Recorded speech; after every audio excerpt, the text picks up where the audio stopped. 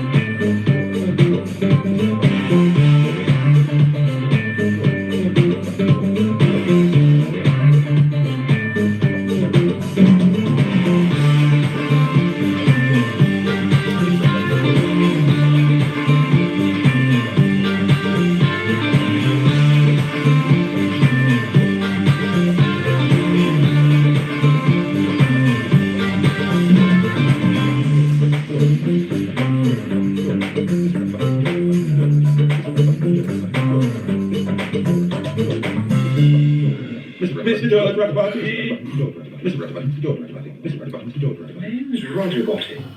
Mr. George Roger Boaty. Bear, remove your pants. But they're my pants, Mr. Brown. More on that story later. And a very good evening to all of you. And you're going to have to forgive me if I seem a bit discombobulated, bum swizzled, or even discombobulated. You see, I've only just walked in through the door, darlings, and I can tell you it was unexpectedly busy at the restaurant tonight.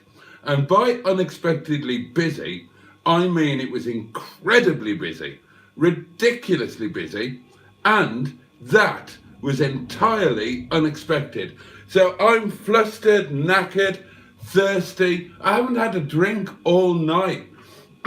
We worked like bloody slaves tonight.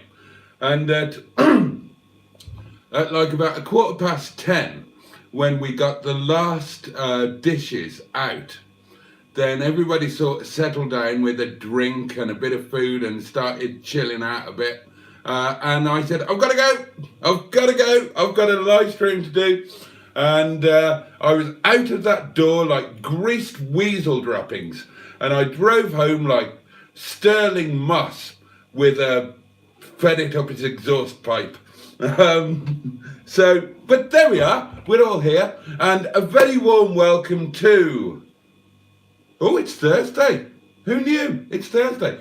A very warm welcome to Thursday Night Live with me. And I will, of course, be coming into your eyes and your ears direct from Windy Bottom here in the Peak District National Park. And I hope you're well. I hope you've had the most splendid of days, fluffed with extra plumptiousness. And it is Thursday night. And that means that it's going to be a mad random night and you and I can talk about anything that comes up. Now then, the first thing I see when I look, after I notice that Steve Colg is with us, and a very good evening to you, is we have got them all out of breath now. Bloody hell, and I need wine. Forgive me, darlings. Oh, and channel members who get immediate access to the daily diaries had a special treat today. They got my first 3 a.m. video that I have no recollection of making, none whatsoever. I was editing the daily diary this morning because it was too late last night, wasn't it? After the last one, the goodnight one, I see there's another one and it's just black. And I thought, oh God, I've slept with my iPad and I've bloody my arse cheek has dropped on the camera button or something, because there's a video there. I've got no idea. So I clicked on it just in case, just to see what it was, and it was me in bed at 3 o'clock in the morning, giggling like a schoolgirl. You know, I have to be honest, it's not entirely impossible that I was a little bit tipsy by 3 o'clock in the morning. Absolutely bizarre. For some god-forsaken unknown reason, then there's like a 10-second window of opportunity between me climbing into bed and then falling asleep. You know, I'm asleep. Well, it's a cliche, but I'm almost asleep before my head hits the pillow. It's about 10 seconds. And for some bizarre reason last night, I thought it would be a good idea to make a video in my pitch dark bedroom. So that came as a surprise to me when I was doing the editing. And I imagine it came as a surprise to the channel members who've been watching the video today. And the rest of you, don't worry, you won't miss out. All of the daily diaries will go live next Tuesday night for those of you guys that are not members. So we're an inclusive community here. Nobody misses out on anything. Not even cake and momos. Oh, I'm starting to get my breath back now. Blood and sands. What a rush. What a rush. So, talk to me about anything that you like. Tell me about your day. Tell me, I don't know, tell me anything. The more bizarre and weird, the better, because it's Thursday, and Thursdays are random, mad, and jolly good fun. Anyway, the point that I was trying to make before I got distracted by myself was we've got a brand new channel member, and thank you very much indeed to Mark P, who has now joined us as a channel member and gets access to all of those wonderful perks, including daily access to the diaries, cake at car meetups, discounted Momo and chutney, and other things that I've made up at various points and can't remember, to be honest, and probably have forgotten to implement anyway. But what you have definitely got, along with all of you, is my undying and ineffable gratitude. And I can assure you, my gratitude is very much ineffable. And the reason I know that is because one night I tried to F it and I couldn't. So I knew it was ineffable. So there we are. My phone is nice and charged because I took my top down check. I can't keep doing that. I can't keep doing that.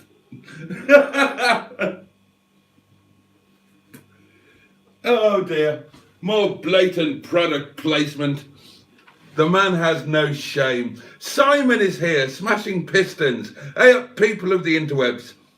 The lovely Joe Cox is here and says good evening all, and he hopes everyone has had a good day. And I hope that as well.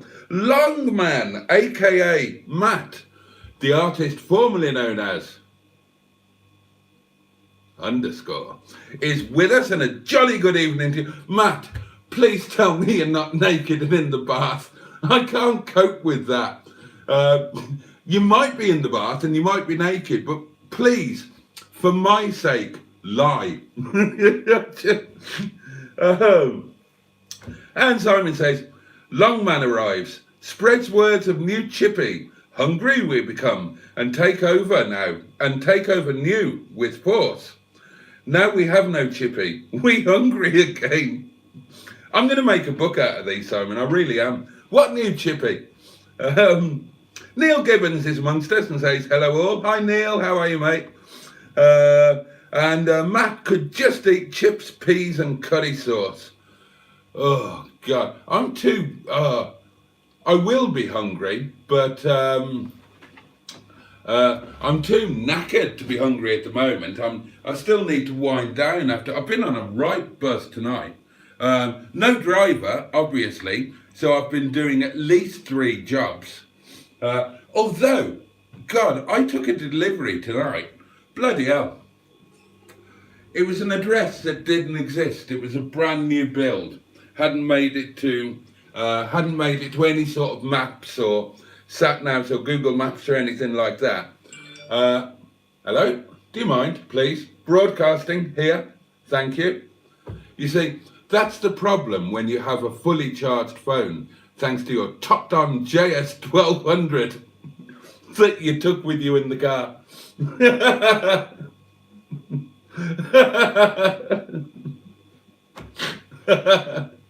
Sorry, I will stop that. I really will. Probably. Yeah, and it was this brand new address. And when I eventually managed to work out, you can always work out, you know, I only ring the customer as an absolutely last resort. Because half the time they don't know where they bloody are anyway. If they've just moved into a brand new build and they're not from that immediate area, they can't give you any landmarks or nearby postcodes or anything. So in my experience, you're better off just trying to figure it out yourself. So, you know, you go on the web and you'll find out the developers, and there'll be something somewhere that gives you an idea of where it is. And if you can get to within the environ, and that's just for you, Jolly Juju, well, and your husband, Simon, of course, who is, Simon is his own French in-law, I think, if that makes sense. He's his own husband-in-law on the French side, or something. I need to think about that one, quite honestly. But if you can get into the environ of a new build, then there will be yellow signs pointing you towards them. And the point is that on this crazy busy evening, that had I known where that address was, I wouldn't have accepted the order, because it turned out to be a mighty long way away. Matt will know this. If you go through Belper, by the Archie Millie bit, and up over the other side, up the hill, well, it was right up and over there, bloody miles away. I didn't know where it was. I relied on my portable electric telephone, which could easily have run out because I didn't charge it today. But fortunately, I had my JS 1200 with me, which operates as a power bank and is available from all good retailers. 5% off with the code Boaty5. I can't help it, but it's true. My phone wasn't charged. And I did look, it's here. It's here. I genuinely took it with me. It's only on 75%, and I took this, and it kept my phone charged. My phone was empty when I took it. So that's a jolly good thing. But my portable electric phone took me down some weird lanes, single track lanes and all sorts. And in the middle of nowhere down this single track lane, there was a cottage, middle of nowhere, in its own grounds, and it had, Matt, I wonder if you've ever seen this, it had its own railway. And that is just the best thing ever. In the grounds of this cottage, there's a railway. And not just a railway, there's a full, genuine signal box with all the signals and junction and everything. And it is just the best thing ever. And that is exactly where I'm going to build if I ever become rich again.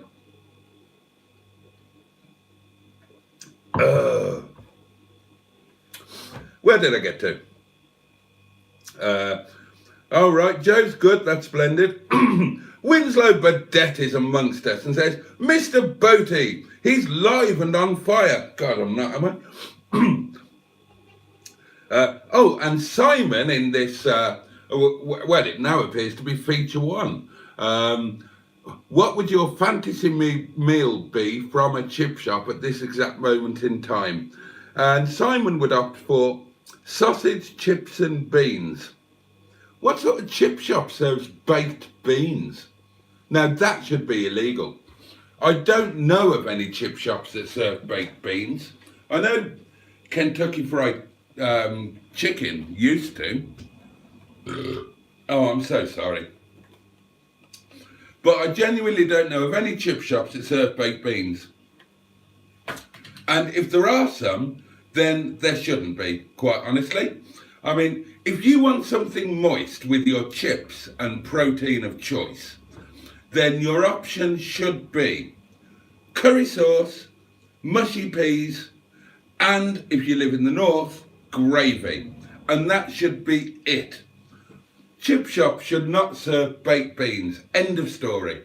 I mean, no. Just no. So, sorry. Now, if I could have anything from a fish and chip shop tonight, then I would go back in time to the chip shop at Matchborough Centre, the local chip shop when I was a child, growing up in poverty on a council estate. And I would have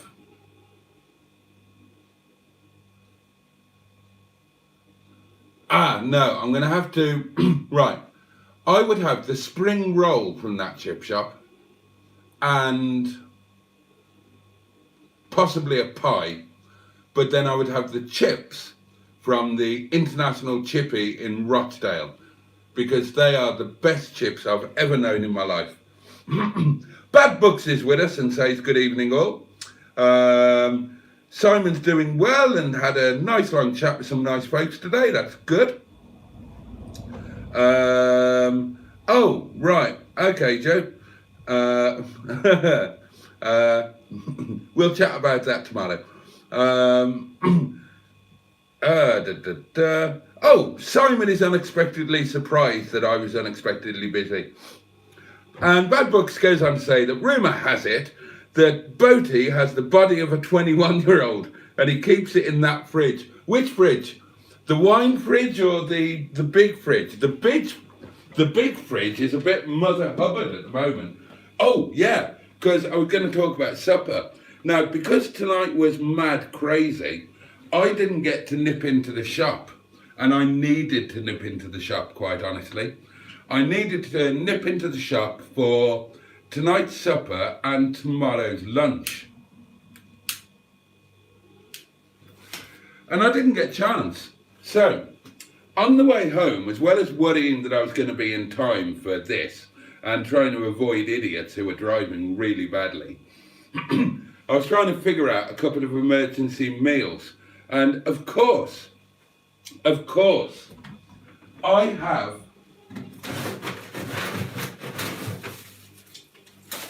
have the gift of Momo.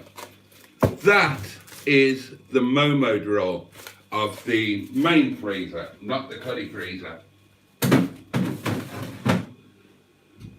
So tonight I will be deploying, oh look at that. Tonight I will be deploying some Momo. Now, I hadn't planned Momo. I've already, I try and only have Momo once a week because otherwise it would be a slippery slope. And I would just have them every day, possibly twice a day. Now, they are healthy enough to eat every day, twice a day. But, variety is the spice of life and everything. So I've already had Momo this week, but I'm going to have them again through necessity. And then I was thinking about lunch tomorrow.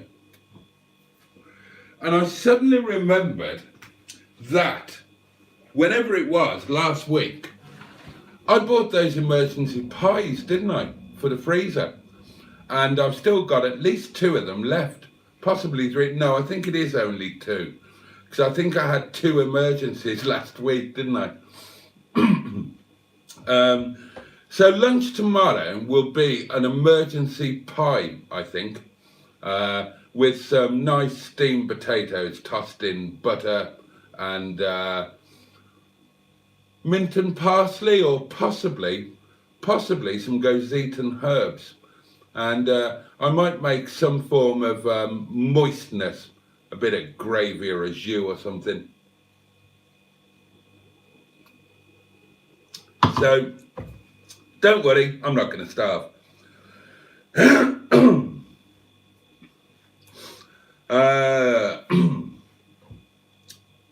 Oh, Sid Mesa and a jolly good, Bonsoir to you, Barry. Hope you're doing okay, mate. I'd need a chest freezer to keep a body in, says Matt. You're welcome. Thank you. That's a married thing, isn't it? You don't have a chest freezer unless you're married with kids. I had one. I had one when I was married. It's all part of the uniform, isn't it? But now, as a single man, I have no need for such a thing. I do have 2 freezers, admittedly. I have my general freezer and I have my curry freezer. But I do not have a chest freezer. Because I live in a moderately small cottage and there's no room for it. And I wouldn't need it anyway, to be quite honest. Unless you all start buying Momo. And I do supply Momo, remember. And now Momo chutney. Also, haha, yes, always available. Order now. Jolly good price. Asda price. Much cheapness, my friend. That's what I should be pushing instead of bloody topped on JS 1200. I should be product placementing my Momo. I make money off them. Not much, about £1, but every little helps. As the old lady said when she piddled in the sea. Hello, Boaty, says Steve Perry. Hello to you. Thank you for joining us. Adam is here, pure evil, and says, good evening, Boaty and all. How are we all? Simon says, we're not surprised by your unexpectedly filmed video because we don't watch that rubbish. I bet you did. I bet you did. I know you won't admit to it, but I bet you did. I mean, you are a channel member. You had access to it. I bet you did. Oh, speaking of videos, obviously I haven't had a chance. I'll watch it after. Did anybody watch Mustard's video? And what does my Streetwise look like? Our Streetwise. It's not mine. It's ours. It's the Streetwise is a Mustard and Boaty do cars vehicle, not a not a me vehicle. It's an our vehicle. But what does it look like? I've only seen a couple of pictures of it. Mustard said it's brilliant. Drives. Mustard and we're getting all professional now. We have a daily briefing on the electric telephone, same time every day, and we have a daily briefing where we keep up with each other and plan the next Monday. We're getting all serious and professional about this now, ish. I mean, you know, that it's normally about an hour that we talk, and 5 minutes of it is professional. The rest of it is pissing about and bitching about people.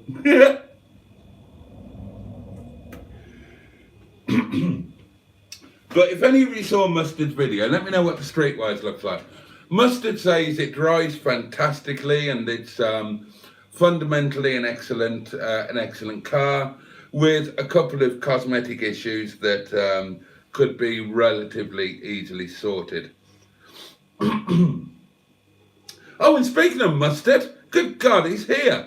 What's going on? Why is he checking up on me? He never looks at my live streams anymore.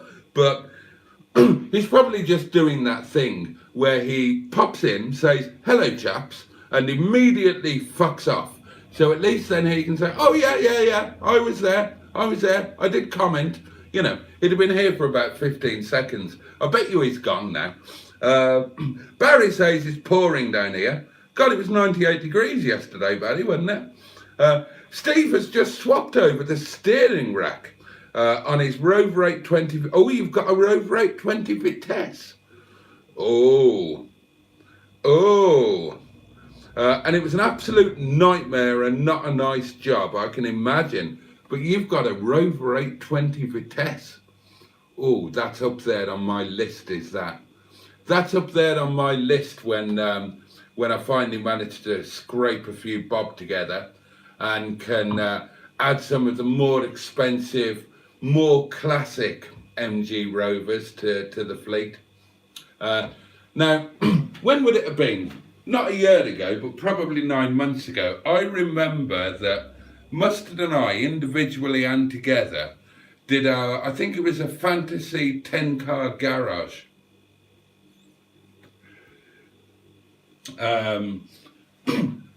But we also did a fantasy 10-car MG Rover garage. Excuse me. And I remember agonising over the Vitesses because, you know, when you get down to it, there are so many that you want. And I remember that I was torn between an SD1 twin plenum Vitesse, the 800 Vitesse, 820 Vitesse, but the earlier one with those fantastic Ricardo half leather seats. Very similar to the ones, if not the same, as Mustard has got in his 420 GSI. But I also really want, and I still do want, an SD3, a 216 Vitesse. That was my dream car when I was a kid, because bloody Richard Onions, the rich kid at college, whose parents lived in a mansion in Barnt Green. You can't live anywhere cheap in Barnt Green. Cheeseburger will tell you. He was like the rich kid. And he had a bloody, he didn't have a Vitesse, he had a Vanden Plas. He had a 216 Vanden Plas. When he was like 17, 18, I didn't even have a driving licence at that point. And that was incredibly impressive. And then Mark Weaver, a really nice lad that I played in the same pool team and snooker team as him. And pool, when it came to pool, he and I were about on a level. We were both playing to national team standard, which is, you know, given the team that we played for, it is pretty obvious. But we also both played snooker, but he was so much better than me. So much better than me. He and AD actually went and qualified for the World Snooker Championships. They found out that you could just rock up to the qualifiers, whoever you are, and have a go. So they did. And Mark got through this sod. But he had a 216 Vitesse. And I often used to travel in it when we were playing away matches. And oh God,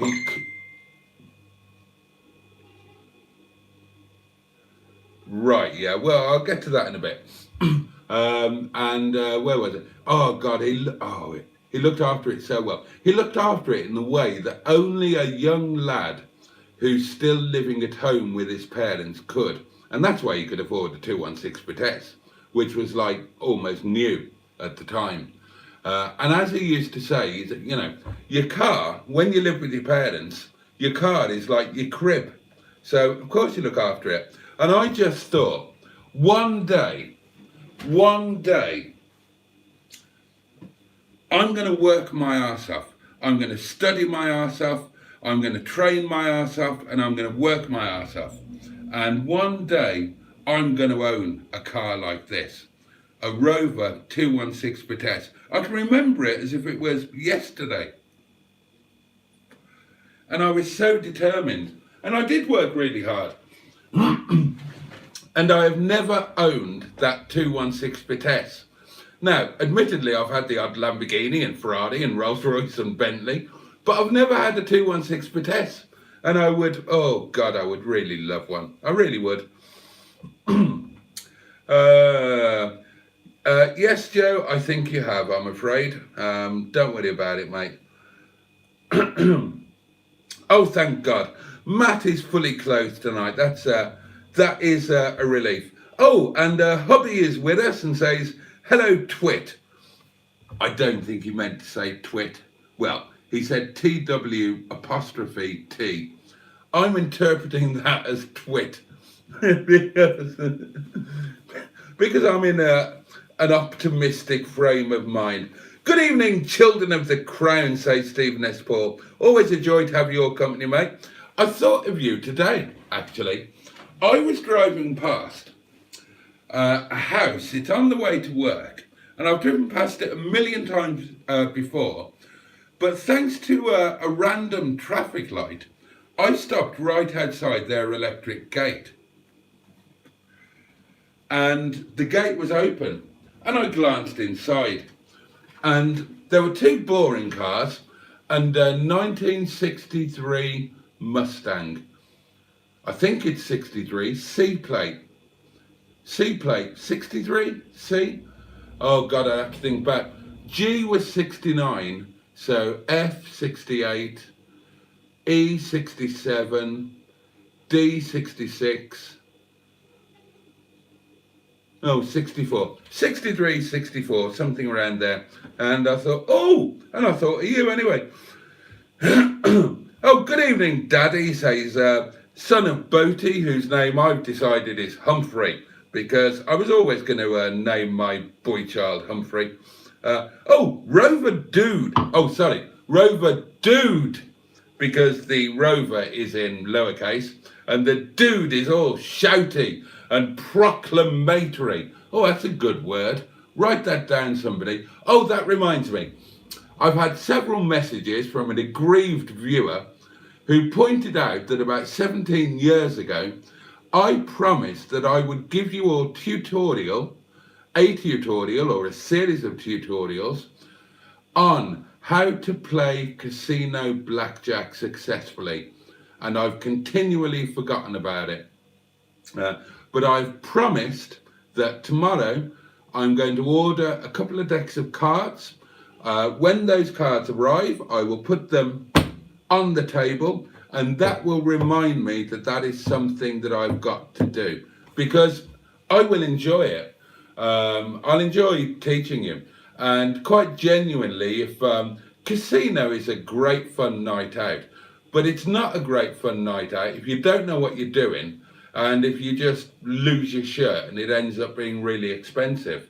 Bizarrely, a night at the casino should never be expensive, because if you go to the right one, it's not as true as it used to be, but if you go to the right one, then the bar should be subsidised by the house and the restaurant should be subsidised by the house.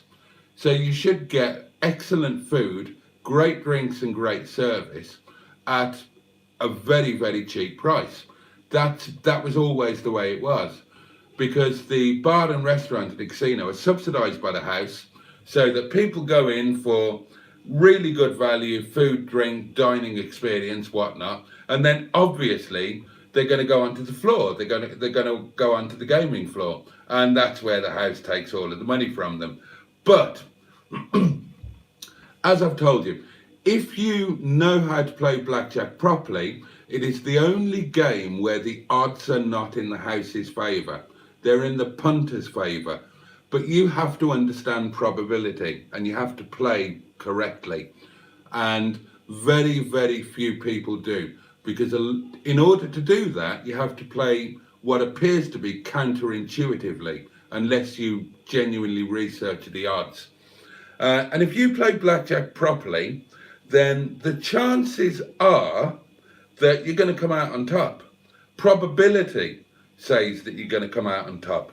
And probability is a very strong tool. And, you know, even if you don't come out on top, then you shouldn't get too badly burned. So you can have an hour of fun. And for many people, myself included, pretending to be a high roller, or actually being a high roller, and sitting in the casino and like, you know, it's good fun. You can imagine that you're James Bond for the evening, and you'll be able to do that for an hour or two without getting hurt, and you will probably come out on top. So I am going to do that, and I apologise to the people who've messaged me saying, you still haven't bloody done it, you useless fat arsehole. But I promise you I will. We'll start next week. There you go. Anyway, we're saying hello to Rover Dude, weren't we? Owen Mustard says, yeah. I don't know what he's in that, but he says, yeah. And good for him. Oh, and he goes on to say that he's multitasking at the moment, which means that he's not watching this, he's not listening to this, he's editing videos and cooking sausages and just leaving this running so that he can say he's seen it. I know why he's here, because during the debrief, during our daily briefing today, I was talking about something, and I said, I don't suppose you happened to see my live stream last night. And he said, oh, no, sorry, I didn't.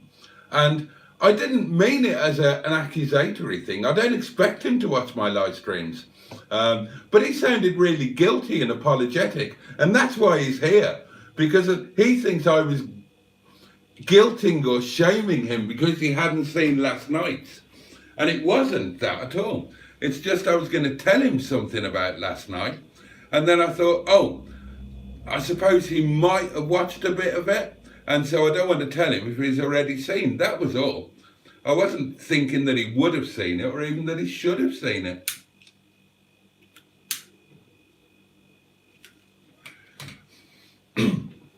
Captain Mustard, my partner and best chum, has gone on record several times as saying that he hardly ever watches my videos or live streams, and when he does, he doesn't enjoy them. And the funny thing is, he's telling the truth. He's also gone on record as saying that my videos are pants, and I can't disagree with him, to be fair. Oh dear. Adam says, it's a shame we don't all use either what's 3 words or what 3 words for all navigation things. So much easier. I've not tried it. Yet. And Joe agrees. What 3 words is brilliant. And Simon says, yes, what 3 words is a great idea. I'm going to have to try this. Bad Book says, are you sure you didn't just have a delivery to a random railway station? I didn't deliver there. I just drove past it on the way to this new build estate. Mushy peas are lovely, says Joe. God, rather you than me, mate. Adam says, vinegar, tomato sauce and tartar sauce. I will die on this hill. Okay, we're talking about moist things in a chip shop. Yeah, I'll give you vinegar. Yeah, I'll give you tomato sauce. And yes, I will give you tartar sauce. But they should come in sachets. So they're different. Well, not vinegar. Vinegar should come in a great big vinegary thing. Haiku from Simon. Oh, good. I love these.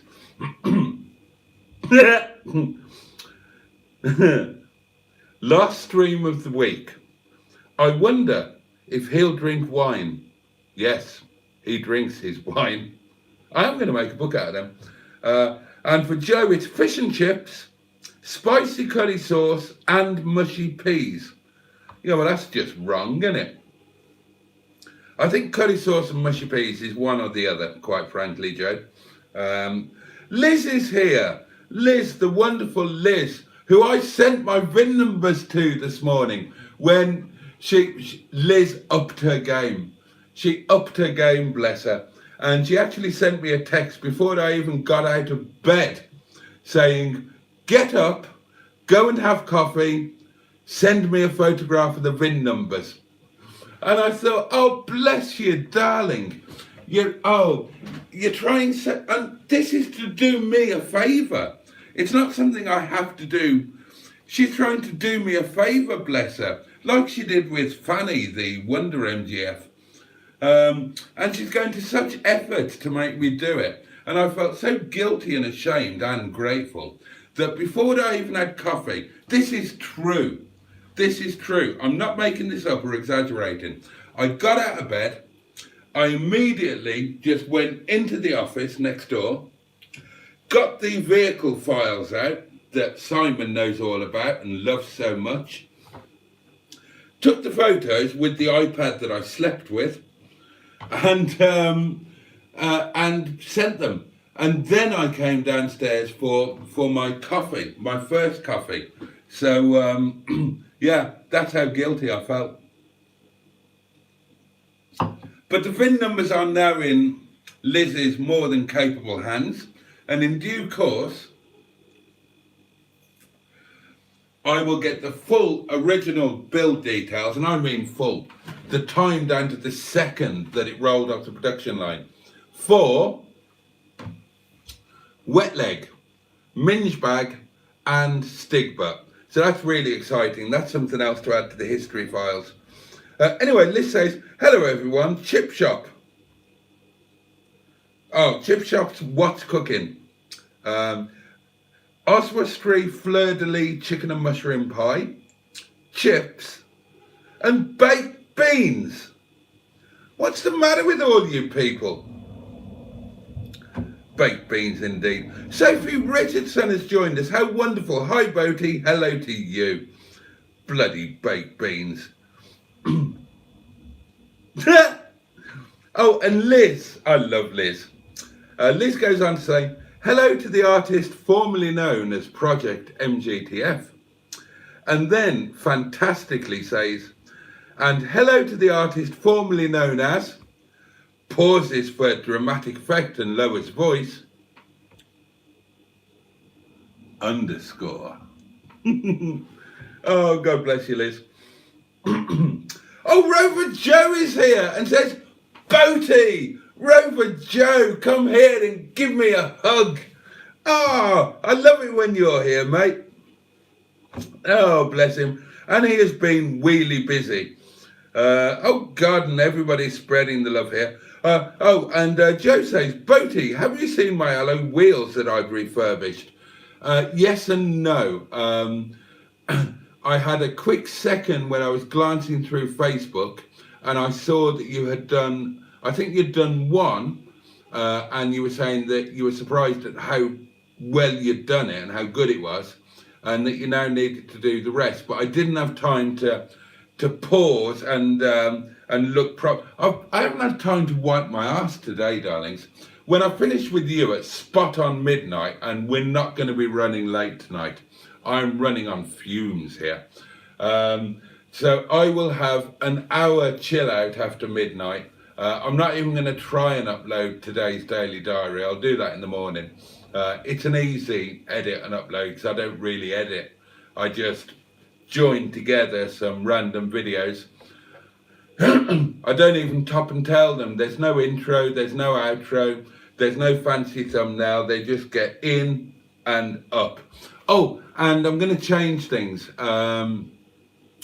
I've been asked by more than one people, but most notably the lovely Joe, to extend the diaries out to like 15 minutes ago, which I'm very, very happy to do. I'm enjoying doing them, and I think and hope that they will get better as I have more ideas for them and sort of evolve them a bit and whatnot. I mean, it's just nonsense at the moment, but then that's my content all over, isn't it? But what I did last week was, obviously the daily diaries go out for channel members and they're channel members only. But then what I was going to do, and what I did do, was that at the end of the week on the Tuesday night, I put out an omnibus edition that everybody can see. But if I'm doing 15-minute jobs, that's going to make too long a video, because that's going to make it like an hour and 3/4 long or something. So what I'm going to do is the daily diaries will go up on a daily basis as usual for channel members, but on a Tuesday night, instead of doing an omnibus edition, I will just, all of the previous week's videos, I will just change the settings so that they're publicly viewed, can be viewed by anybody. So what that means that for you non-members is that on a Tuesday night, you're suddenly going to be hit with 7 videos that appear to be new, because they will appear in your feed as having just been released. And they haven't really. They're going to be Monday, Tuesday, Wednesday, Thursday, Friday, Saturday, Sunday from the previous week, but they will appear as brand new to you. And, you know, I hope you watch them and I hope you enjoy them. I've had reasonable feedback on the ones that I've done so far, and I think that they will get better. There's some good stuff in today's, because I may have had a little breakthrough. I may, slight possibility, I may have fixed Melanie Mingebag all by myself without going to a grown-up or a garage or the Yard of Dreams or anything. How could I have fixed her, I hear you ask? By doing absolutely nothing and just praying to the FSM that she unexpectedly fixes herself. And that's exactly what you'll see in tomorrow's thing. That's exactly what happened today. It might only be temporary, of course, but she appears to have fixed herself. So I didn't have time to look into it, but tomorrow I'm going to have a proper look at her and see if that was just a one-off. But even if it was a one-off, then it's encouraging because it shows that she is capable of working correctly. All it is, you know, the only issue with Mingebag is the fan doesn't come on, yeah? And I've not had a chance to get her down to the garage yet, and Mustard hasn't looked at her. No point in me looking at her, I haven't got a fucking clue what I'm doing. So it's probably something simple anyway.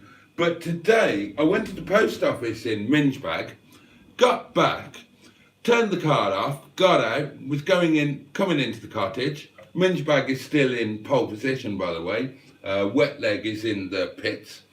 And I thought, oh, what's that noise? That sounds like an engine cooling fan. And that's exactly what it was. The engine cooling fan was correctly kicking in. The car wasn't too hot, but, you know, the car was at full temp and had been cooled by airflow through the car. And then I'd suddenly, well, not suddenly, but I'd come to a halt, obviously, come home. So it's natural that the fan would then kick in and it would go through a cycle, which meant that the fan would run after the car had turned off to keep the engine temp down. And I thought, well, bugger me. Bugger me, I thought. That's exactly what I thought. And so I thought, well, I'll watch it and see if it kicks out automatically or if there's the ECU has really gone mental and it's decided to put it on permanently. So I watched it, and sure enough, it kicked out at about the time that it should do. So even if that was just a temporary thing, it shows that Mingebag can work properly, which means that the fan isn't screwed up.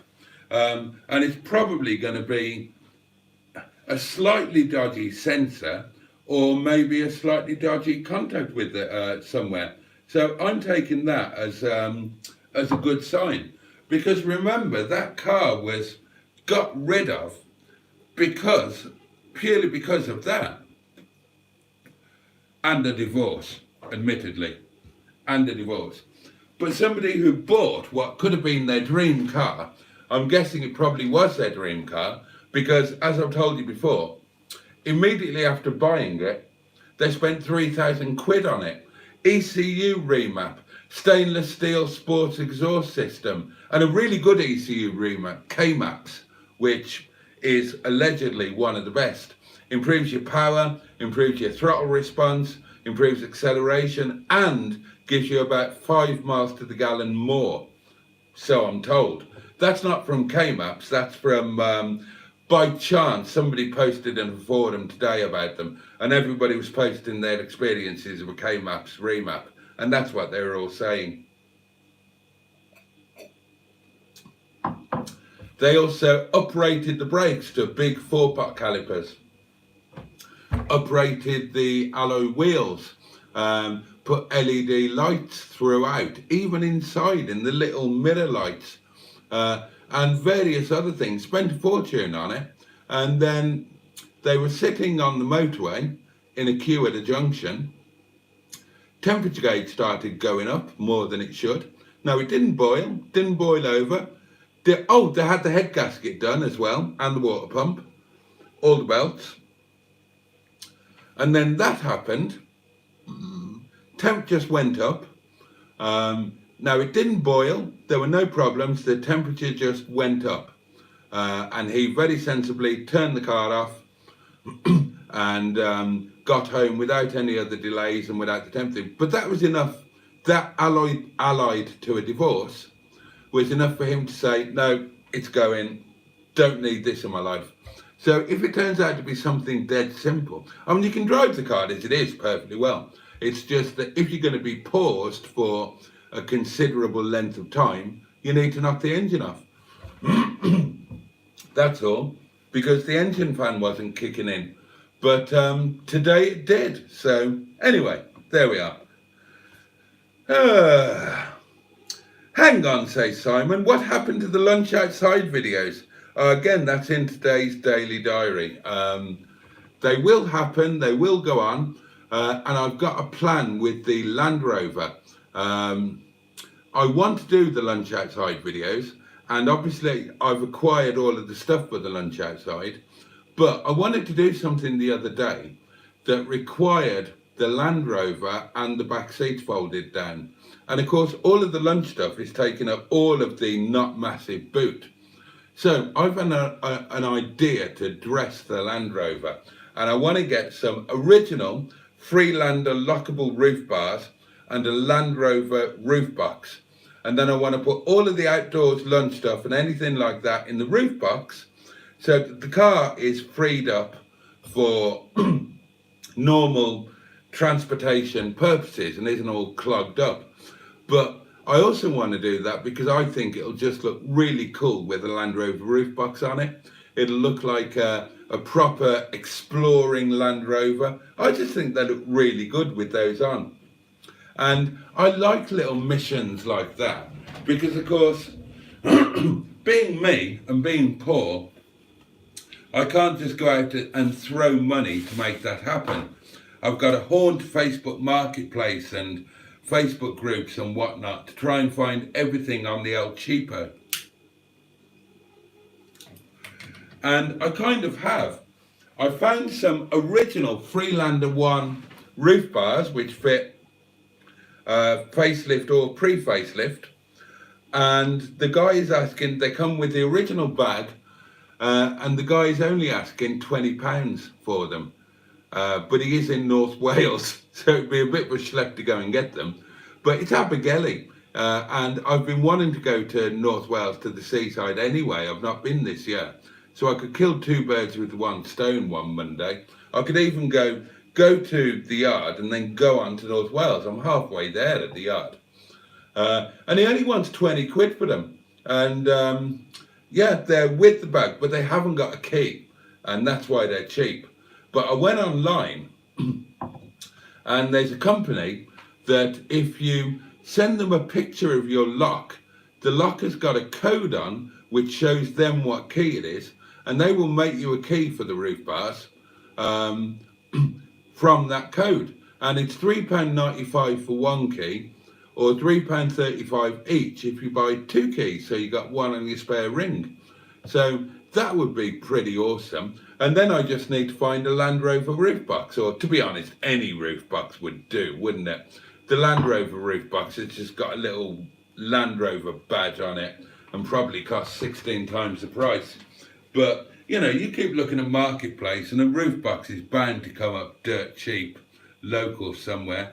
So that's the plan. And yeah, get back to doing the lunch outside videos. The problem's been that I've got bogged down with doing other stuff, and I'm kind of tied to the house because from the moment I get up to the moment that I go to work, I'm doing stuff. I'm doing worky stuff. I'm doing YouTube stuff. I'm doing playing with the car stuff, or I'm doing media stuff for the restaurants. And I need to just throttle back on that a bit and get my ass out and do some other things as well, because I love the Land Rover lunch idea. I've had that. Well, I've had the idea for Land Rover lunches before I had a Land Rover. And doing it in a Land Rover is even more cool. So, yeah, they're not going away. They will happen. I just haven't got round to them lately. I mean, I want to go up and do it with mustard. So, when it's my turn to buy lunch, I'll go up to the yard in the Land Rover on a Monday, and we'll go out into the hills and we'll do a Land Rover lunch out there. And I'd love to do it again with any of you guys who can turn up. Certainly with Matt and Simon. We had a great afternoon at what's it called, Longston Edge. I genuinely, I enjoyed that so much. And it's just one of those things you think, oh, can I be asked? And it's just easier to stay at home. But I enjoy it so much when I get out and do it that I definitely need to do that. And if I had a roof box, it would be even cooler. You know me, I'm all about the dressing and stuff. And yeah, I'd love to do it with mustard. Can't do it next Monday because I'm taking Derek to swap Derek for something. Hopefully Brian Johnston. And I apologise to you, Mustard, if you're watching. He's had a nightmare today with Brian Johnston. And and he hates my car. And he's just had a day of frustration with it. And I'm really sorry about that. Except it was your car before it was mine. So it's kind of your fault, really. But so I can't do it next Monday with Mustard. Because... because I'm doing the car swap, so I can't go in the Land Rover. And I can't do it the Monday after because there's going to be company at the yard. And it's kind of specifically company for Mustard. So I might just go anyway, or I might use that. I might just pop in and then use that as my going to North Wales or whatever day and maybe get the roof bars. But, you know, it'll happen in August sometime, and if not August, well, yeah, August. We'll do it in August. Oh, Jolly Juju is here and says, test. Stephen S4 says, Momo. Oh, and Mustard's here for the duration. That's nice. Don't freeze the wine, Boaty says Liz. And it's wine, not vin. I'll try not to. Oh, Joe's off to bed and says goodnight all. Adam is planning on doing a timing belt on an L Series 25. Does anyone know how much fun I have ahead of me? Oh, and Mustard says, I fancy doing the 10-car garage again. We'll do it on Monday, mate. We'll do an updated version. Just saw the Mustard video on the Streetwise, says Bad Books. It's silver, so you will fall in love with it. That's the fear. That is the fear. I'd forgotten because the deal was done on the Streetwise ages ago, but then it changed a bit and involved another car, one of Mustard's cars. And, you know, passage of time and drinking of wine, I'd forgotten it was silver until Mustard sent me the pictures last night. And now it's, oh yeah, it's silver. And I haven't got a Streetwise, and that's so dangerous because you know that I'm going to fall in love with it, and you know that I'm going to want it, and yeah, oh no. So danger lies ahead. Hello, my lovelies, says Paul Smortion, and hello to you. Stephen S4 says Boaty needs a Rover fridge. Crikey, says Simon. He's on a talky talk session tonight. Well, it's supposed to be Random Mad Thursday, isn't it? But there's not much random madness heading my way, so I'm just rattling on. And then Simon says, has anyone had anything nearly fall on their head today? Which is, of course, a perennial feature on these live streams. There are some things I always want to know. I always want to know what you've been eating, and I always want to know if something has nearly fallen on your head. And, oh, and another question. Did anybody notice, or has anybody noticed, that I sneaked a naked picture of Tiffany into the thumbnail for tonight's lunch video? Part 2, Mustard has a headache. I've got this thing about starting to sneak things into thumbnails.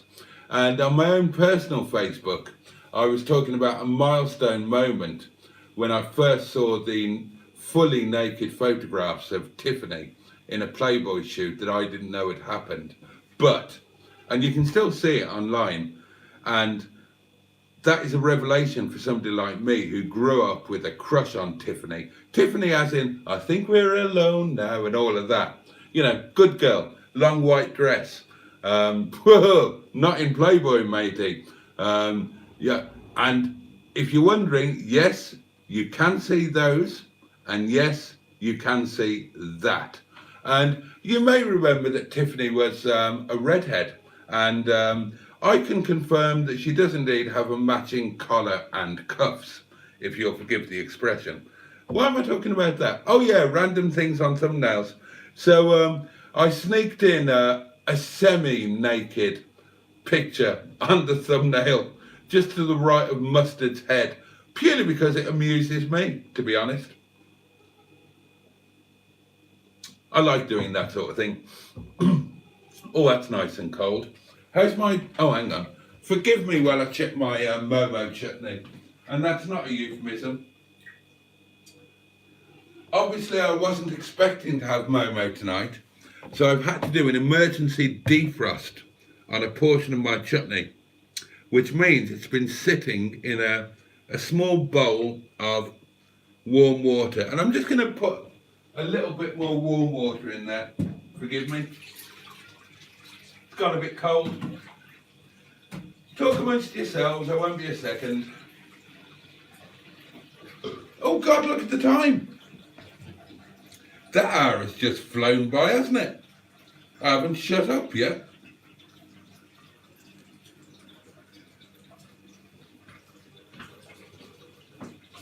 Oh, that's nice and warm now. Jolly good. Oh, that's actually hot. Right, that'll get it going nicely. God, yes, I can't believe the time. Goodness me. Goodness me. Goodness me. Bear, remove your pants. But they're my pants, Mr. Brown. The further adventures of Paddington Bear. And he would be Bear once he'd removed his pants, wouldn't he? I reckon Mr. Brown is going to be the next victim of a Twitter storm. Either that or Jeffrey from Rainbow. You know, I was always a bit worried about him and Bungle, to be honest. Anyway, let's carry on before I get a lawsuit. He's running on again, says Hubby. Yeah, I do that. Look out, Richard Branson, says Stephen S. Paul. Here comes the Mustard and Boaty money machine. Oh, bloody hell. Oh, Mustard says, I nearly bit my tongue off. Does that count? And that's for the things nearly falling on your head feature. And I think he's answered his own question there. And if it didn't, Simon answers it. No, it doesn't. Quite right. Did the 216 Vitesse have full leather? Asked Bad Books. No, it didn't. No, it didn't. It was cloth. Oh, Barry says, prettiest place in Wales. The hills and the valleys are cute. Well, they are. That's where I'm from. Oh, 1964 and a half for the C-plate doings. What's it? Mustang.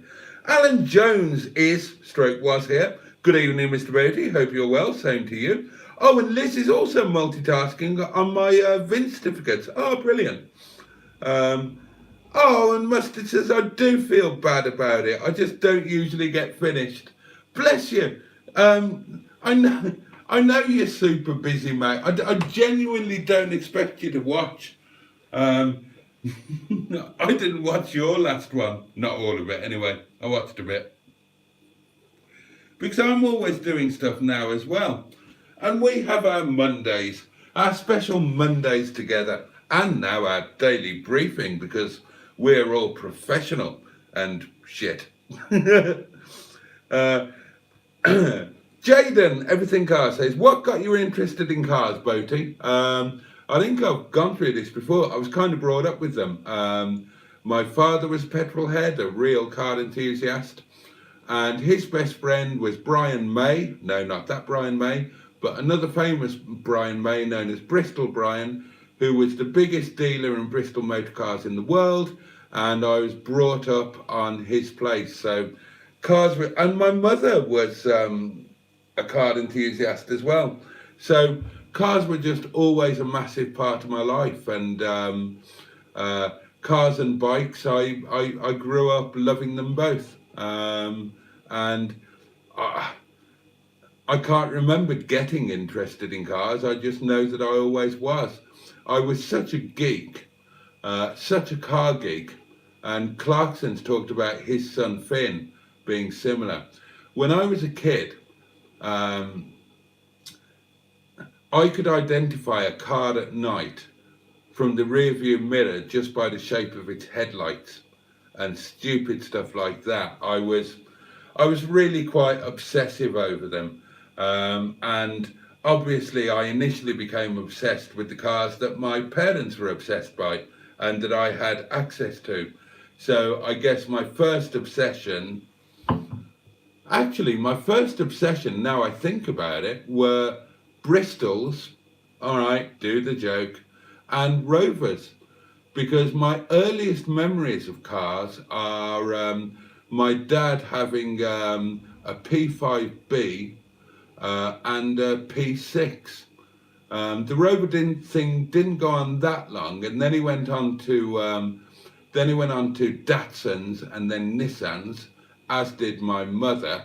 And the first car that my mother fell in love with, the first car she had after the original 1960s Fiat 500 that she passed her test in, was, believe it or not, a Nissan Skyline, which she absolutely adored, drove like a nutter. And then I remember she got an RS Cosworth as a company car and drove that like a nutter as well. Bloody mad cow. And then Dad went back to Rovers and had an SD1, and then he had 800s for a long time before he got into Lexus. So cars have just always been there for me. And it seemed natural that I would make my living from them, which indeed I did. Bad Books took delivery of a magnetic spark plug socket, 12 inches long, especially for doing plugs on twin cam engines, and he's going to try it out at the weekend. Oh, Rob, jolly good.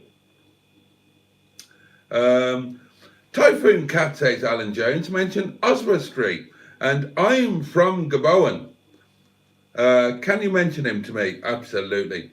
I'm looking forward to you bringing MMB over, actually, says Mustard. MMB? What's MMB? I'm looking forward to you bring MMB over, actually. MMB. Not a clue. Somebody help me out. No room for a roof tent if you have a roof box though, says Matt. Quite correct. Yeah, but what are the chances of me ever getting a roof tent, honestly? I mean, they're, even second hand, you're looking at thick end of £1,000. So, you know, it's just not going to happen, is it? I mean, if it can happen, brilliant. And I will gladly eschew the roof box. I would love a roof tent. I hate camping, but I love the idea of a roof tent. I haven't camped since I was a kid. But if I somehow managed to get my hands on a roof tent, then I would actually do it. I would actually go in the Land Rover and I would wild camp. And all of the other stuff, I'd just keep it in the back. And it would become a camping car. I would genuinely do a wild camp. And the idea of me doing a wild camp in a roof tent has got to be hilarious. Right, because for starters, you've got the idea of me, who is used to certain luxuries in life, like flushing toilets and chilled wine and access to cooking facilities. So the idea of me wild camping is mad and daft enough to begin with. But then the idea of doing it in a roof tent, a big old 6'5" fat bastard like me trying to clamber up into a roof tent, and then probably still swilling down a bottle of wine. And then, I mean, imagine me trying to climb out of a roof tent so that I can go for a wee in the bushes at 2 o'clock in the morning. God almighty. I mean, it's a recipe for disaster, isn't it? somebody would just find me dead next to the Land Rover. But I'd do it. I would genuinely do it. I've watched loads of videos about car camping, wild camping, and roof tents, and I would do it. I'd probably only do it once. But if I had the roof box, I could put a tent in there. So I could do like blot outdoors wild camping. If I was going to do it, I'd do it blot outdoor style. Yeah, I might be in a tent, but I'd be just like blot. I'd have, right, these are my drinks and this is my food. And then I'd just get well and truly I love blot. If you've never seen blot, he goes wild camping, or he goes urban stealth camping, like on a motorway roundabout in the middle in the bushes. Sorry. Or underneath a motorway bridge or something like that. And he just gets pissed. It's brilliant. It's absolutely brilliant.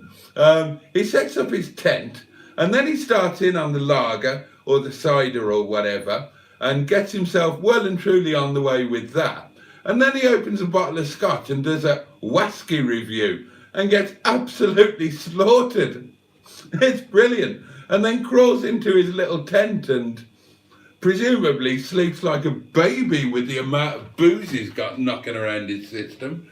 That's the way I'd bloody do it. And I really, really want to. I don't, but I do. I want to have that experience before I get too old to do it. And I could put a tent in the roof box or something like that. If I, that's the vague idea at the back of my mind. I watch all of these Land Rover videos, camping videos, and I look at them and I think, I'd love to do that. And then I look at the reality of it and think, well, I'd hate that. But then I end up thinking I'd love to do it. And I've got to do it at least once. And now I've got a Land Rover, so there's no excuse.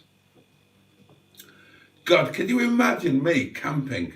I'd go somewhere with phone signal so I could do a live. And for about a year now, I keep looking at tents on Marketplace. And, they come up so cheap because people buy them, try camping and think, fuck that. There's a thing called a hotel. Or home, stay at home. Go out for the day, come back home where you've got a bed. But I swear to God, I'm going to do it one day. I am going to do it one day. And I should do it this summer before summer is out. I should. I'll start looking at tents again and roof bars and roof boxes. Maybe leave it up to God. Okay, where are we? July.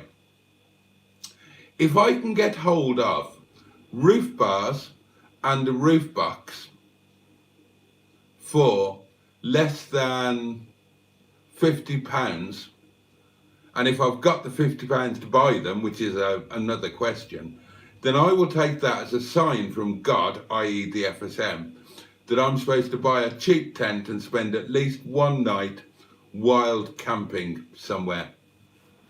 Oh God, that would be, it'd be a train crash of a disaster, wouldn't it? I wouldn't have a clue what I was doing. I'd be frightened. I'd probably be drunk. It would be just an absolute nightmare, but probably hilarious.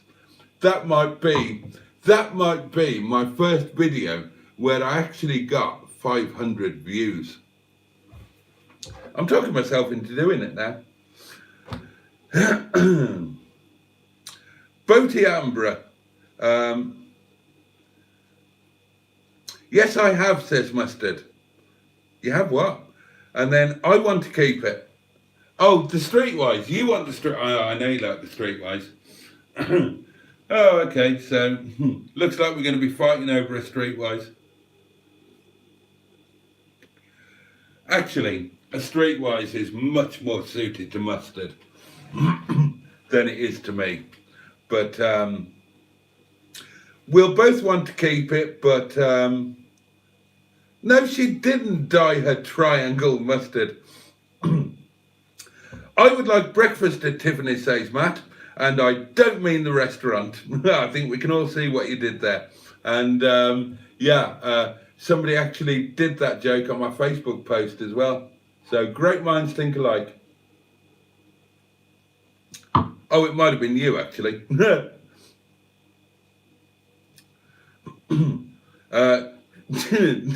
I've got no idea what that means either.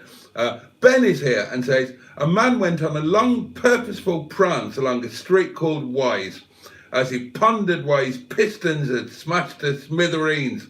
That was rather good. Melanie Mingebag, says Matt. Yeah, what about it? She's out there, pole position. Oh God, it's 1:15 finishing time. Right. Right, I'm going to plough through these. Here we go. Right, so Ben is here and says, Butticus Maximus 1 and all. Hello, Ben, says Matt. Roof tents look great, but yeah, they're massively expensive, says Matt. Fearless driving got his for 200 quid, but I don't know how you manage that. So sorry. Oh, interesting. Mike, Classic Wheels Wells, is here and says, hello, humans. Very late, just got back from Devon on another collection caper.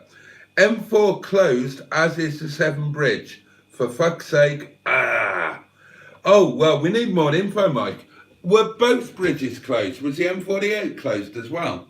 That's a nightmare. And Devon collection caper. What's that from our friend? Oh, okay. Thank you, Mustard. Oh, in that case, as long as he's okay with it, I am definitely going to be there because I would really like to meet him. He's a channel member, and you know he's always here, and I would love to meet him. And try not to hold him in a manly embrace so he runs away screaming. But no, Neil, would it be right if I come along as well as normal on a Monday? I'd love to meet you, mate.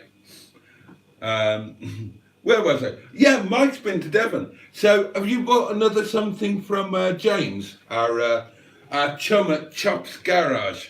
And what? Is it interesting or boring or?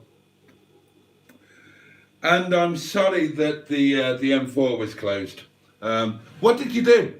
I presume the M48 was open, Mike. Otherwise, you can't have gone all the way up and back down the M50, surely.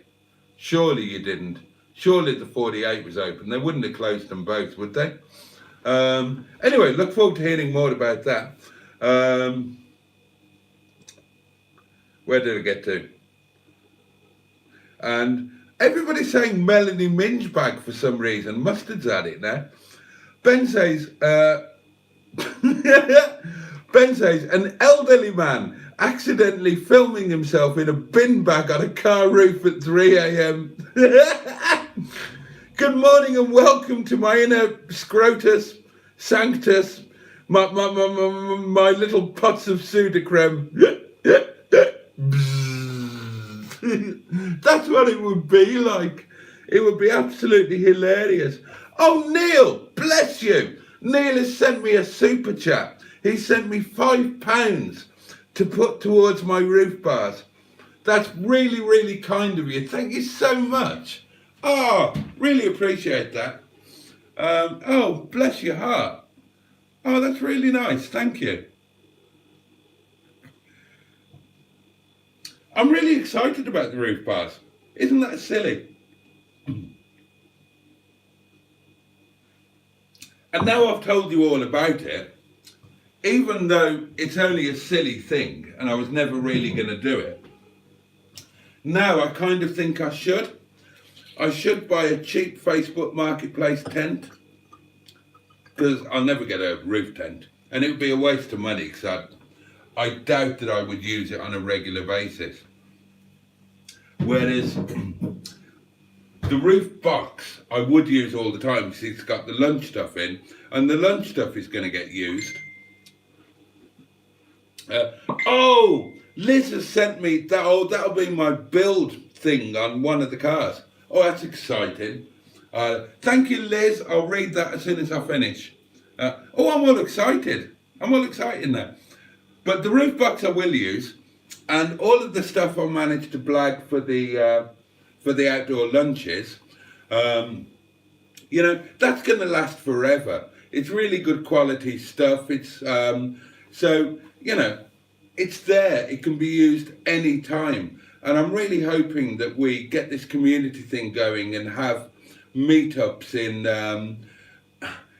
random places when there isn't a car show on. And it's just about us meeting up, chilling out, having a bit of fun, sharing a bit of food somewhere. That's what we did. That's what Matt, Simon and I did at Longston Edge. And it was just brilliant. I loved it. I absolutely loved it. And I would love to do more. I'm genuinely not a fan of the car shows, to be quite honest with you. I joke about them, but it's not all joking. I've enjoyed the couple that I've been to, but you know, the idea of driving for hours and spending good money, if you've got loads of money and loads of time, then yeah, maybe. I haven't got either. If I spend a load of money on petrol going down to wherever it happens to be for like Gaydon for a show, that's money I can't spend on something else, one of the cars. And I don't enjoy it that much when I get there, to be honest. If I meet you guys, then I love that aspect of it, but I'm never going to be a Joseph Lloyd, bless him, and I do like Joseph very much, but I'm never going to do a shambolic shuffle or woeful waffle or pitiful perambulation around looking at all the cars, because I don't think it makes the most amazing video, and it probably wouldn't make the most amazing video because I'm not that interested in all of the plethora of other people's cars. Whereas the idea of meeting up with people who I like, who I've met before and like, and who I want to meet again, or who I've never met but would love to meet, the idea of us meeting up somewhere and it's just about us, I love that. And I would genuinely free up the time and money and whatever to do that every single Sunday. I really, really would. It's just the car show things that I can't bring myself to make that amount of effort for. And it's more difficult for me, remember, because they happen on a Saturday or a Sunday and I've got to get back for work. If you've got nothing else to do on a Sunday and you can just get back home whenever and chill out and have a bath and watch Songs of Praise and Bullseye, then cool. But it's not like that for me. I've got to get my ass out of bed in the morning when I didn't get to bed until 3 o'clock after a busy Saturday night at the restaurant. And then I've got to get back for a busy Sunday night at the restaurant. And then Monday is my long day when I'm off to the Yard of Dreams and whatnot. And it's all just too much. Whereas that Sunday at Longston Edge was just perfect. And the other Sunday we had at the pub, the Peak District pub lunch with Liz and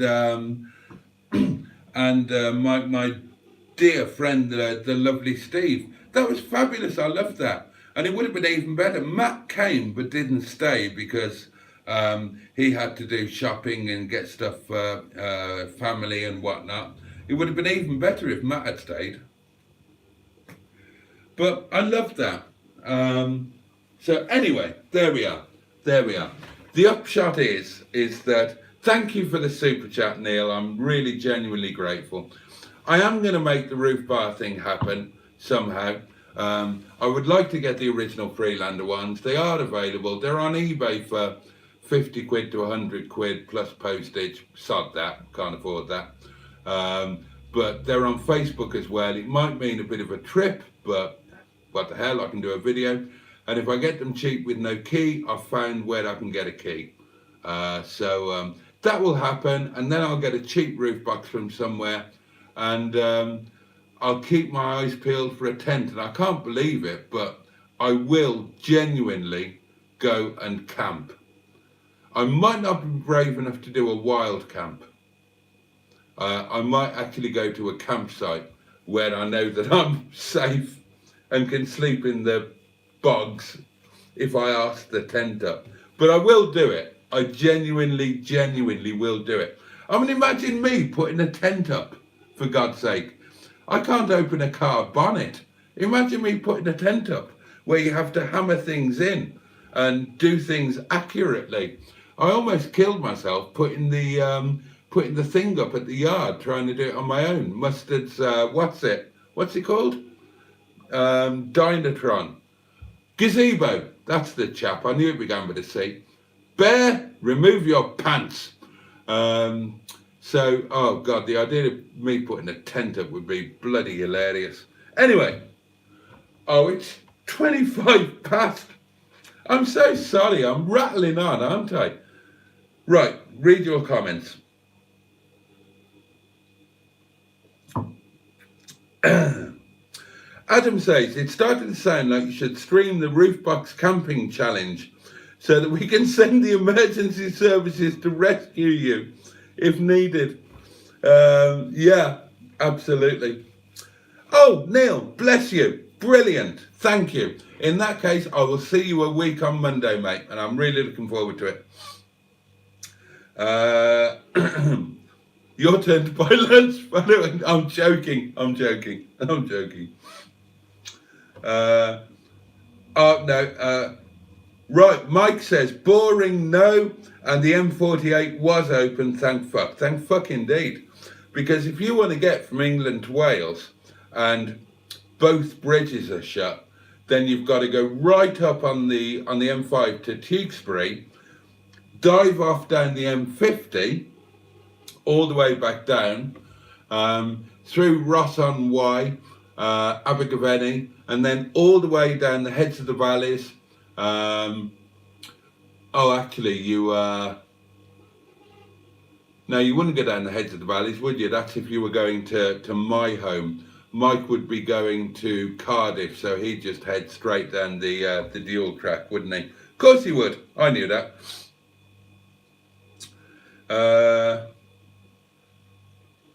Oh, and Matt says, Underscored is taking a hiatus while he trials out Longman for a new name.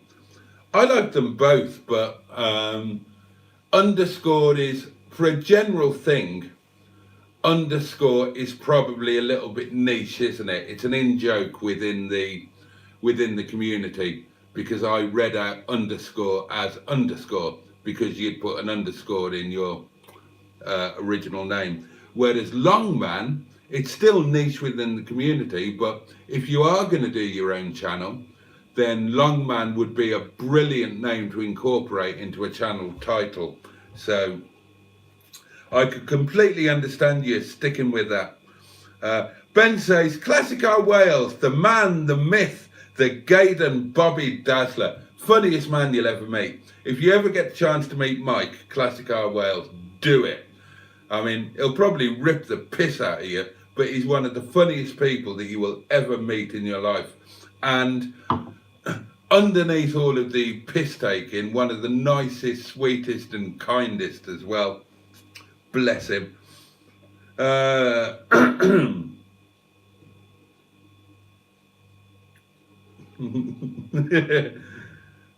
Yes, good point, Mike.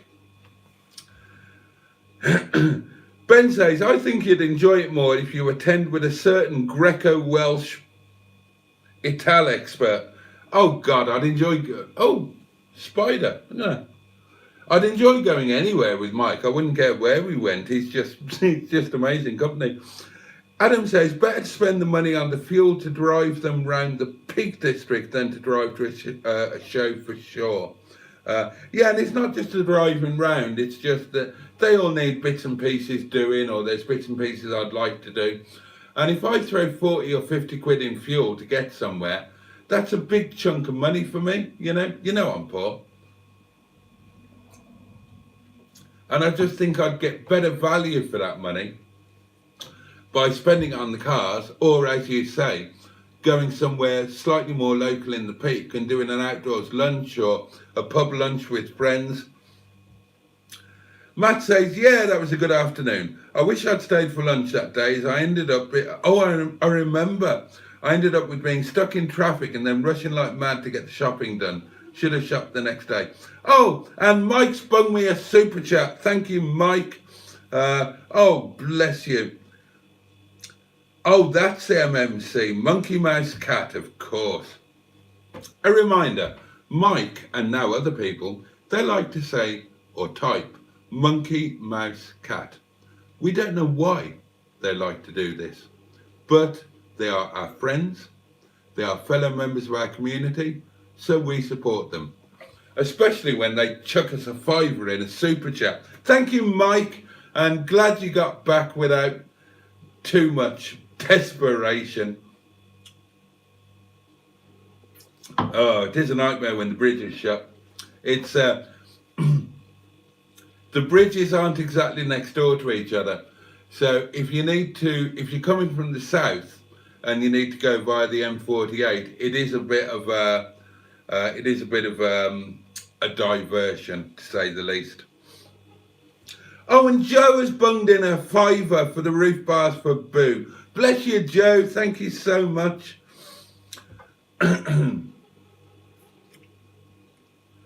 Right, don't know what that means. Oh, Ross is here. Hey all, night shift. Greetings, Sir Ross. And Neil says, I'm not paying for extra salad. I was only kidding, mate. I was only kidding.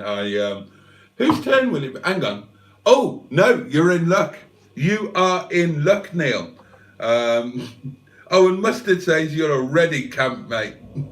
Yeah, look who's talking. Bloody... Somebody in a video comment today described me as a macho Larry Grayson, and I don't know what to make of that, except I'm oddly flattered and relieved at the same time. Yeah, Neil's not paying for extra salad, but let's work this out. Now, it is my turn to pay for lunch on Monday coming, which means that the Monday after, it will be Mustard's turn to pay for lunch. So don't you worry about it, Neil. It will be on Mustard. And he'll have to pay for 3. And it serves him right, because I had to pay for 3 the Monday before last when the lovely Johnny was with us. So it's not only Mustard's turn to pay for lunch, it's Mustard's turn to pay for lunch for 3. And serves him bloody well right.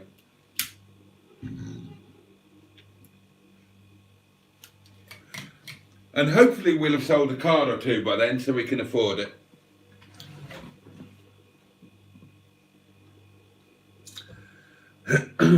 Matt says, that's totally how I feel about the nickname. I've grown quite attached to underscore, but Longman is such a very good description of me.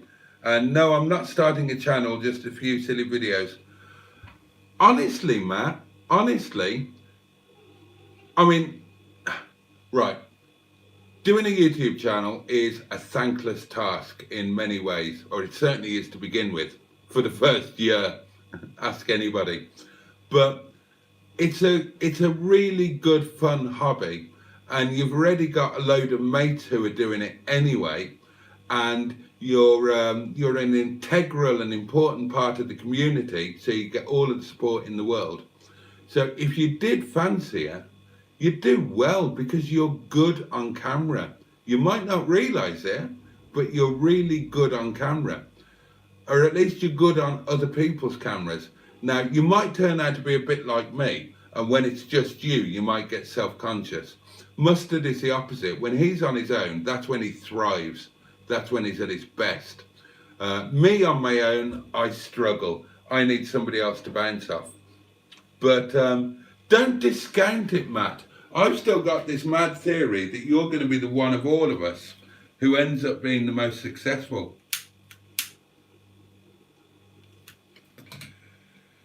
But I do agree that as that sort of name, Longman, works really well, and it is very descriptive of you.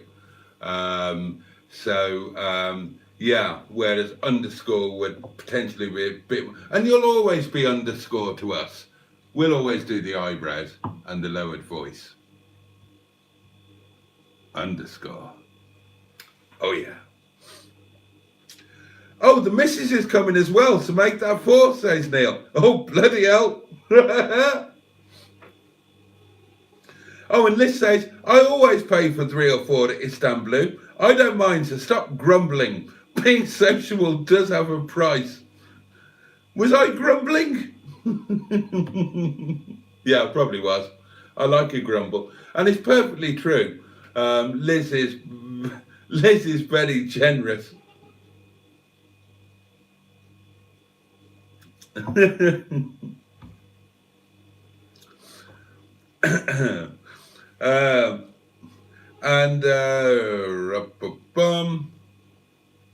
Oh God, Ben says, Neil, you might find an extra mature salad in the fridge of Diaspora. Yeah, it was there. The one that I lived in there the week before, it was still there the following week, and it was not in good condition. And oh, Ross likes Longman's name change. It's an old new name, Ross says, Matt, but I feel it's earned now because it's from the Nepali chefs. So I like how honest it is, if you get what I mean. It is, and that is genuine. They struggle with names, not just because the names are English, but because if I tell them the name, then, you know, there is that language problem. I mean, Bishnu, the big boss, Bishnu and I have been like family for 7 or 8 years now. He still doesn't know my name. He still calls me Jackson. So they struggled with, you know, they do struggle with names, and they tend not to use names. So whenever they talked about Matt, and they know Matt, you know, quite well. Matt's been to the restaurant loads of times. He comes to they know him. He comes to the back door. He's one of us. He's very welcome. He's comes through the you know, none of this front door customer nonsense. He comes in the kitchen. He has a chat, wanders through. And so whenever they talk about Matt, they genuinely say, where is Longman? Or where is the Longman? We have not seen. And if you've not met Matt, he is a long man. He's he's taller than me, and I'm 6'5". And he's lovely and he's hilarious. Bless him.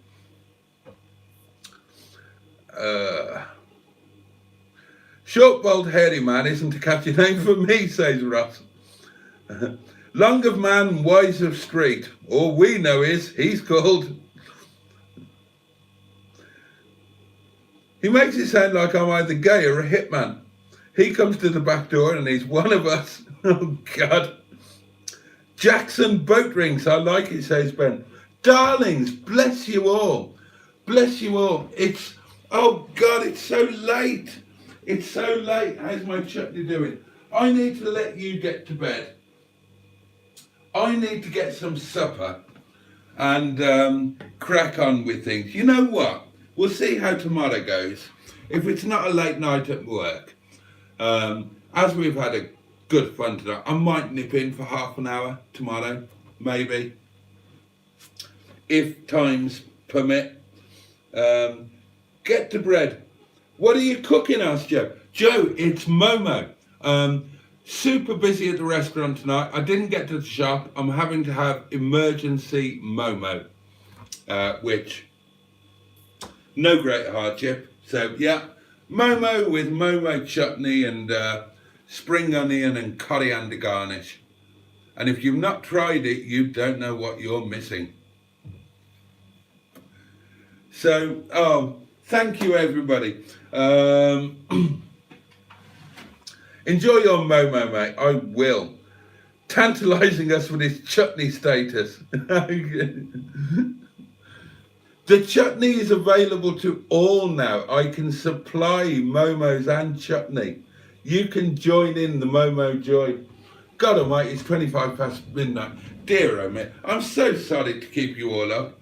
And I'm so sorry that I've been rattling on and not letting you lot talk as much as I should have. I want to say thank you to all of you for being here tonight, for everybody who's been here through this week, throughout the lives, and for those who can't make the lives, thank you for watching the videos. Thank you to all of my amazing channel members for the support.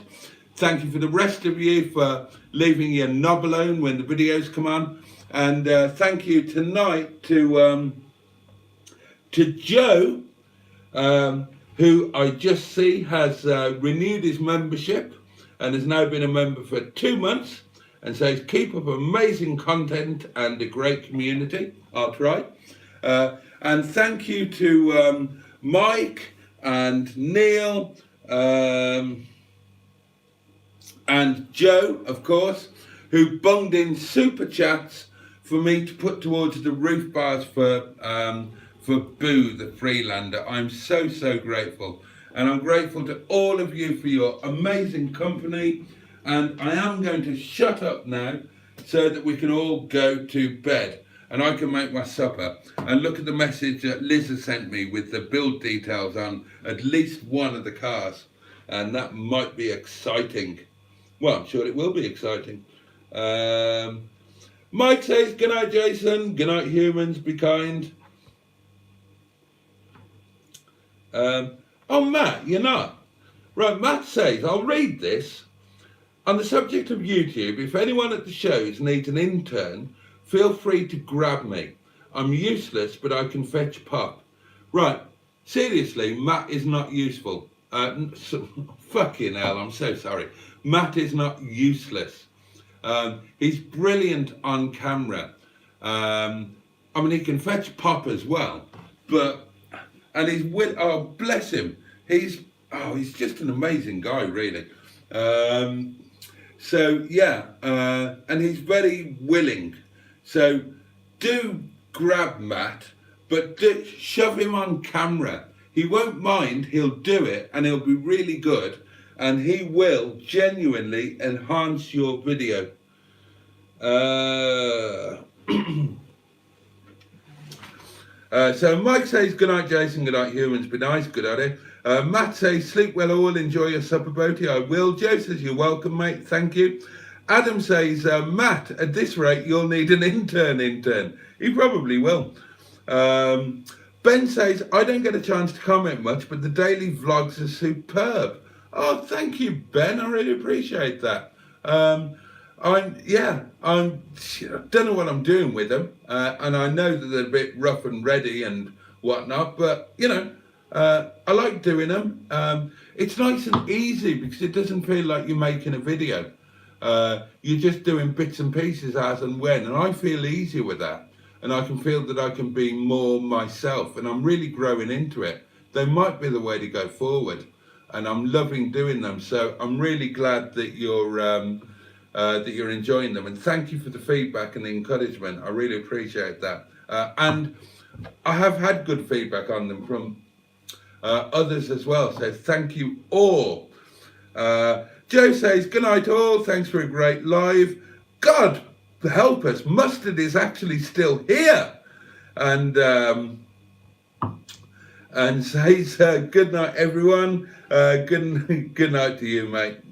Ross says nighty night. Mike calls Mustard a tosser, quite right. Mustard says, Boaty, I wish you was a woman. I wish you were a bloody woman too. In all honesty, I mean, if either of us was a woman, we'd both have more fulfilling sex lives and a much more successful YouTube channel. We need to get that third female presenter. I mean, we made such a running joke of that last year, didn't we? But it's the way to go forward. That's what we need. We need a joint third female presenter. Oh God, can you imagine? Oh, she'd have to have a... Mind you, Liz has coped, but that's only on an ad hoc as and when basis. She might have a nervous breakdown if she was stuck with us on a weekly basis. Oh dear. Liz says, good night, Boaty. Still working on your certs. May need to message you whilst you're scoffing momos. No problem, I'll be here. If I ever do a real video, says Matt, I'm sound clipping that. Matt is not useful. Oh, video title! I forgot the video title. Yeah. Oh Christ, it's 1:15. It's 1:15. Right, it's your job to name the video and do it quickly. You've got 5 minutes. I'm ending this in 5 minutes at 10:1. Come up with a video title, please.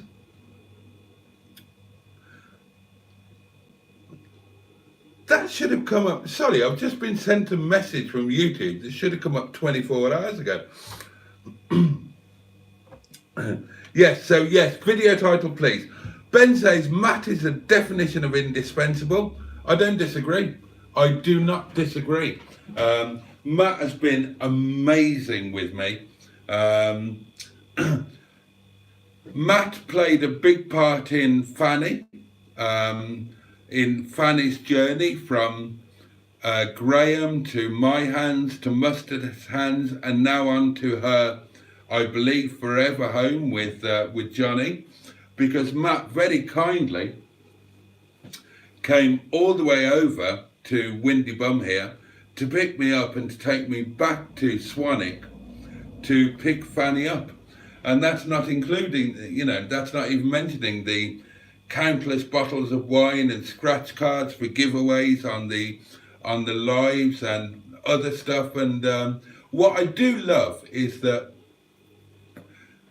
Matt is doing what I can't, or can't be asked to, and is getting out there to the shows, community stuff, and he's genuinely become a bit of a celeb in his own right as Matt, and it's bloody well deserved. And long may it continue. Joe, the lovely Joe, bless him. Somebody else I'm going to be meeting very soon, and I'm really looking forward to that as well. Joe says, the vlogs are brilliant. I really enjoyed them. I know, Matt, and thank you so much for your feedback. And, you know, you're so enthusiastic about it. It's obviously genuine. And I am taking your suggestions on board. Your message this morning, or comment, is the no, it was a message, wasn't it? I think. Oh God, it's late. I've had wine. That's the reason I'm not doing the omnibus thing. I'm just going to put the videos live so that I can extend the daily vlogs so that they're a little bit longer, which is no hardship. I really enjoy doing them.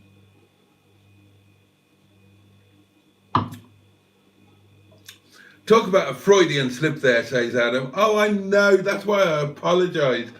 Because it sounded like a Freudian slip and it wasn't. Good night, everyone, says Adam. Take care. Ben says to add... yeah. Stephen S. Paul says, Merry Christmas, everyone. Oh, and Adam has reminded me that I did say I'm leaving at midnight on the nose. And it's now 46 minutes past.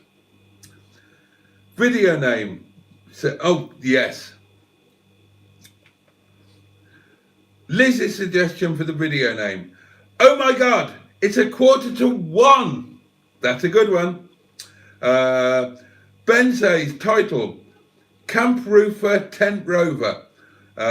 Liz says, Matt plays a big part in Fanny. Is it just me, or is that smuttily funny? Oh, Stowe 1964, sorry, Stowe 1664 says good night all. And gosh, I don't remember seeing that name before. And oh, I want to know all about you now and who you are. And it's time to say good night. Joe says, I'm looking forward to meeting you and Paul and whoever else wants to meet me. And trying Momo. There's going to be Momo, Joe. You can bet on that. You can count on that. Okay, video name. Let's choose one.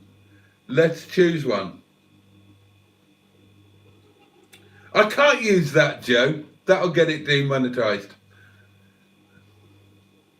Matt plays a big part in Fanny might get me. Ooh, let's have a look.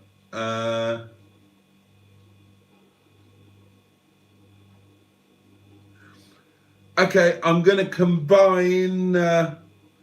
I'm going to combine two, I think, both from Liz, and I think I'm going to go with, if I can remember what I just thought.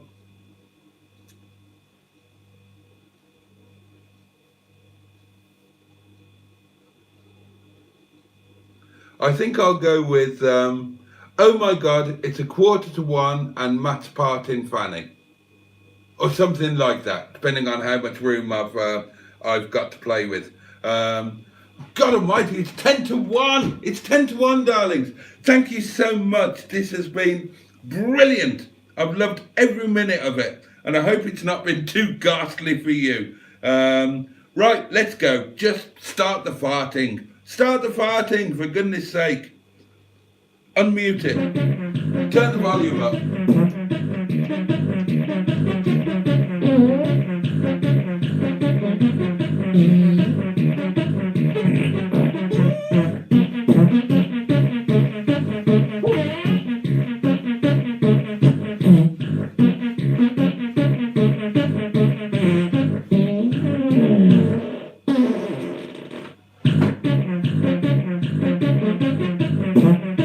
Oh my God, it's 1/4 to Fanny. Oh my... Hang on.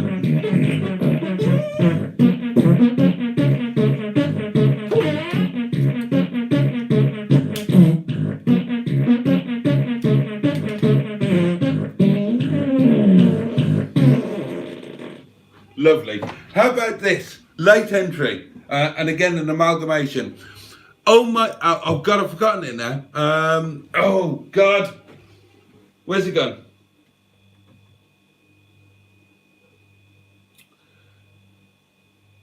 Ah, right. Combine Ben and Liz. Oh my God, it's 1/4 to Matt's part in Fanny. That's it. That's it. Write that down, somebody, in case I forget it. Oh my God, it's 1/4 to Matt's part in Fanny. That's it. That's the video title, if I remember it. Hold on. I'm genuinely gonna record this now, because I know I will forget it. I'm 3/4 of the way into a bottle of wine. Oh my God, it's 1/4 to Matt's part in Fanny. Got it. It's on there. Right. All right, darlings. Look, thank you so much for all week. Thank you for tonight. If I don't see you over the weekend, and I might because I miss you like mad when I'm not here with you, have the best of weekends. And of course, I'll catch up with you on Monday. There'll be, all of the stuff. I'm so grateful to you all. I love this so much. And God bless you all. Well, your own God of choice. Mine would be the FSM. But I hope all the gods bless you. And, shut up. Stop talking. Let them go to bed. Good night. Take great care of yourselves. Please have a safe and peaceful night. Have the best day you can tomorrow. Have the best weekend that you can. And much love to you all. Can't wait to catch up with you next time. All right, darlings. No.